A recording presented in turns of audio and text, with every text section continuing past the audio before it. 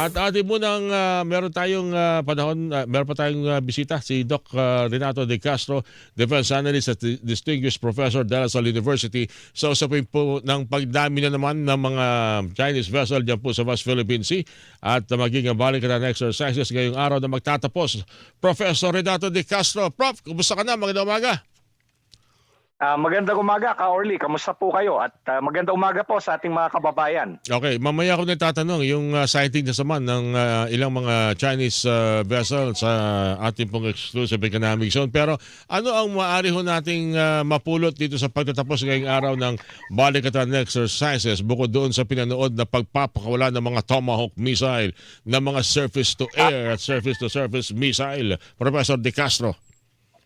Unang-una, yung nakita natin sa balikatan, dramatic transformation ng balikatan mula doon sa tinatawag natin, una, bilateral lang yan. Nagsimula yan after nung umalis yung base militar ng Amerika noong 1992. Ano lang yan, kumbaga panakip butas lang yan dahil nga wala na yung base militar ng Amerika. So, kumbaga, naisip ng Mutual Defense Board noon na mag-conduct na lang tayo ng bilateral military exercise. Ayan yung, of course, yung ugat ng balikatan. Pero nakita natin ngayon talaga yung sandali lang ha. Sige po, sige yung po. balikatan naging multilateral. Nakita natin ilang mga bansa ang sumali dito sa exercise na to.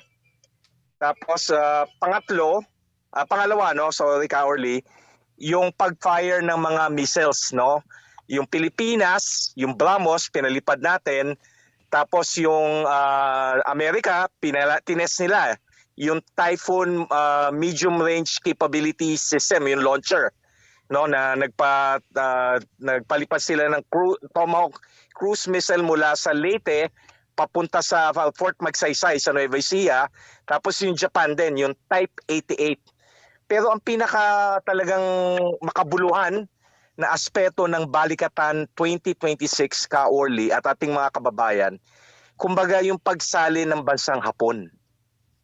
Kasi since 1945, nung natalo ang Imperial Japan, inoccupy sila ng mga Amerikano, tapos nung 1950, nag-adapt sila ng tinatawag nating Pacifist Constitution, 1947, na hindi na sila makikilahok sa digmaan, hindi sila magkakaroon ng kumbaga hindi sila mag-i-involve ng active military operations, Pero nakita natin sa balikatan na to talagang nagpadala ng ground troops ang bansang Hapon at talagang nag-participate sila doon sa military exercise. Okay, isa lang siguro isa lang kasi sa gusto ko ring makita, Professor De Castro. Total may ASEAN ngayon, ASEAN Summit na nangyayari sa Cebu. Lalo na ang Vietnam, ang Malaysia, at mga bansa na meron din pong issue dyan po sa West Philippines. Siguro magandang pagkakataon ito para mapag-usapan itong mas malawak na balikatan exercises sa mga bansang meron ding gusot kung ayaw man sumali ng China dito sa posibleng gantong mga uri ng mga aktibidad sa West Philippines. Sa tingin ninyo, Professor?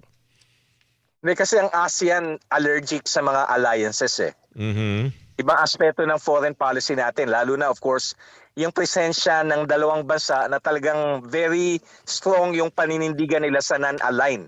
Ay of course ang Malaysia at Indonesia. So agad maaari ayaw nila talaga ma-involve ang ASEAN in any alliance. Talagang very emphatic sila. Walang aspeto ng alliance. Iba ang ASEAN. So mahirap natin talaga i-discuss yan. Of course, hindi maiwasan dinidiscuss yan diyan sa ASEAN. Pero publicly, kumbaga parang hindi nangyari yan. Kasi alliance yan. Tapos of course, sa ASEAN, malakas ang presensya ng China. Alright. Anyway. So ayaw ng mga ASEAN member states mairita ang China pag pinasok natin yung balikatan exercise. Of course, ibang laro yan ng Department of Foreign Affairs ni Secretary Lazaro na gusto lang himasin ang China. Ito laro to ng Armed Forces of the Philippines at ng Department of National Defense. Alright. Na iba naman yung paninindigan hinggil sa China. Okay, Professor, marami pa tayong pag-uusapan sana pero i-reserve natin yan siguro sa linggo mas mapalawak natin yung usapin na yan para na rin ma-accommodate ng mas marami usapin. Prof, thank you again. Salamat.